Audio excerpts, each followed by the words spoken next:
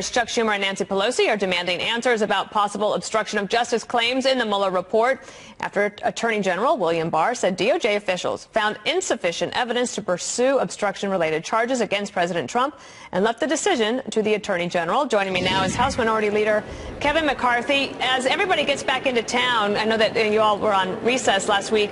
What's the mood around there for Republicans?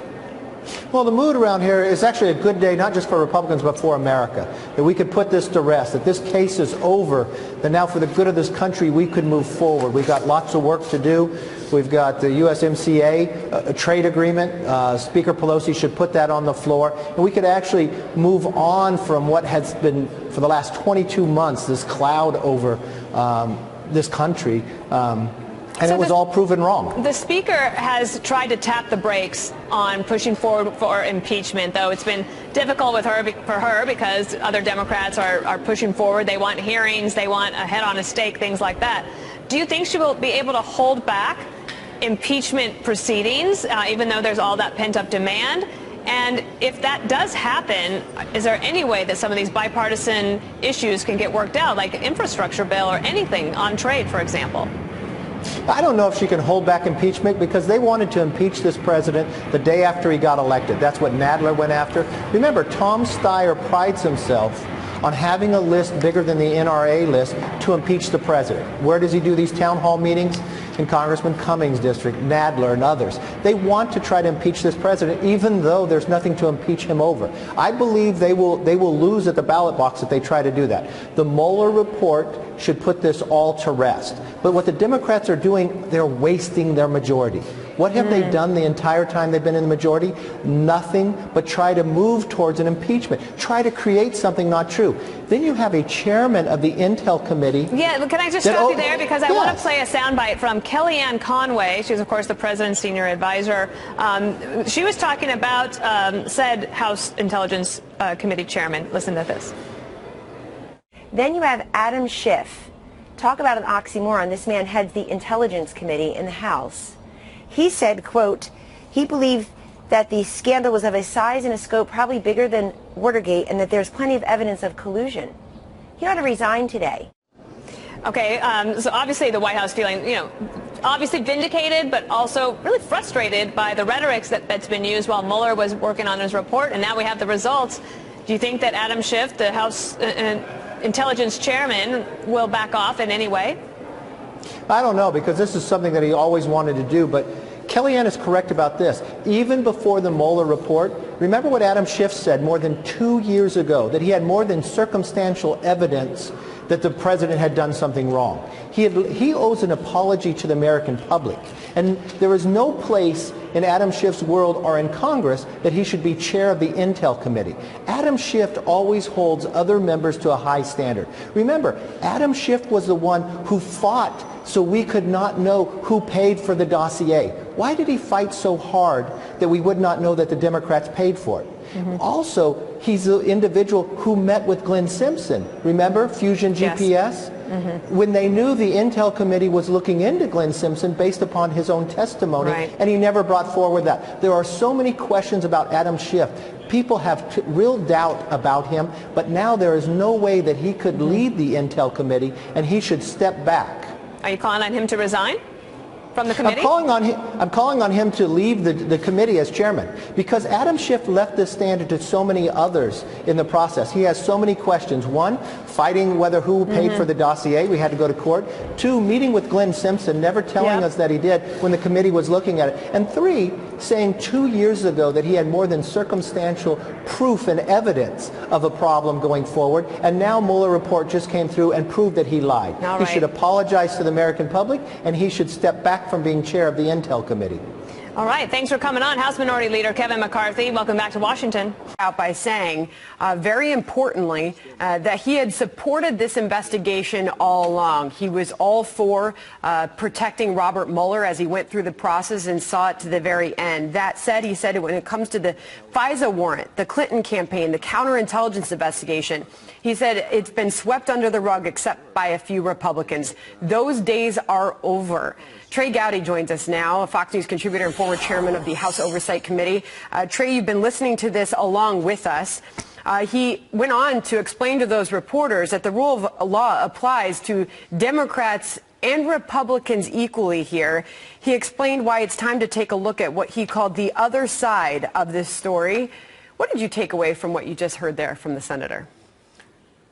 Well, Lindsay's right. There are some House Republicans that have been looking for the past 12 months at the FISA process, the origination of the FBI investigation in July of 2016. We were ridiculed by our Democrat colleagues and, quite frankly, by most people in the media for daring to ask how Jim Comey could have possibly cleared Hillary Clinton before she was interviewed.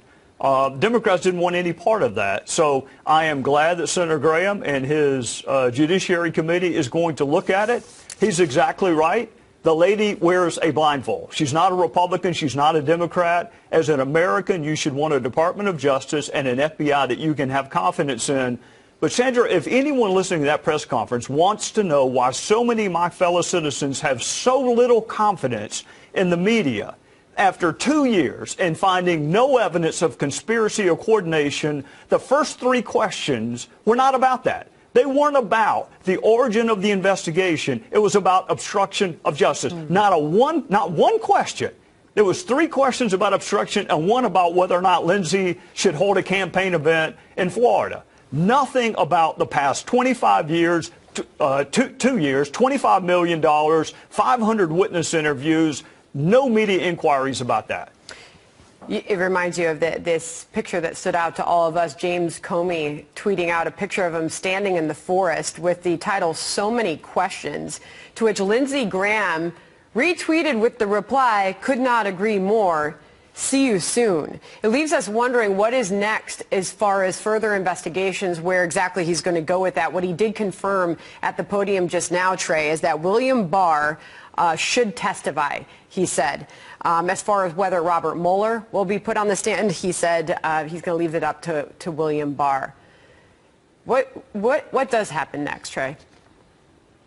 Yeah, I was with Lindsay all day yesterday and talked to him last night after the Comey tweet came out. Somebody needs to take Comey's Twitter account away from him. Someone who hates the president as much as he does, and the president is cleared on even a scintilla of evidence of collusion with the Russians. Keep in mind, Sandra, the Barr letter said despite multiple offers by the Russians, entreats into the Trump campaign, they still didn't do it, and Comey is not satisfied. Lindsay's going to bring Comey. I'm sure he's going to bring Barr. Where I disagree a little bit with Lindsay is on whether or not this report should be made public. The Department of Justice answers true-false questions. Should you be indicted? Should you not be indicted? They don't write reports about other misconduct that doesn't rise to the criminal level, and they don't do Oppo research on people that we don't like. That's part of how we got where we are now, is the FBI and the DOJ were given Oppo research by Fusion GPS. To then allow Adam Schiff and Swalwell and he's got so many questions, and Castro. Yeah, so Trey Gowdy, I have to leave it there. I want to get to Brett Hume. Trey Gowdy, thank you for standing by through that with us. Chief White House correspondent John Roberts, he's live on the North Lawn, and probably a pretty different feel at the White House today than in the past couple of years, John.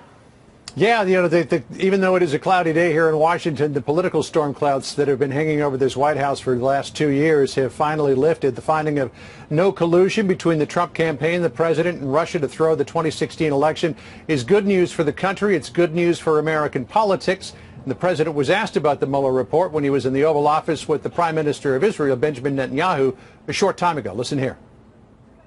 Mr. President, so did this turn out to not be a witch hunt after all? You think Robert Mueller did It's lasted a long time. We're glad it's over. It's 100% the way it should have been. I wish it could have gone a lot sooner, a lot quicker. There are a lot of people out there that have done some very, very evil things, very bad things, I would say treasonous things against our country. And I say it very strongly. Very few people I know could have handled it. We can never, ever let this happen to another president again. Thank you all very much. Very reasoned response from the president in the Oval Office today. Meantime, his top aides are after a pound of flesh, lashing out at their critics today. Listen to Sarah Sanders earlier this morning.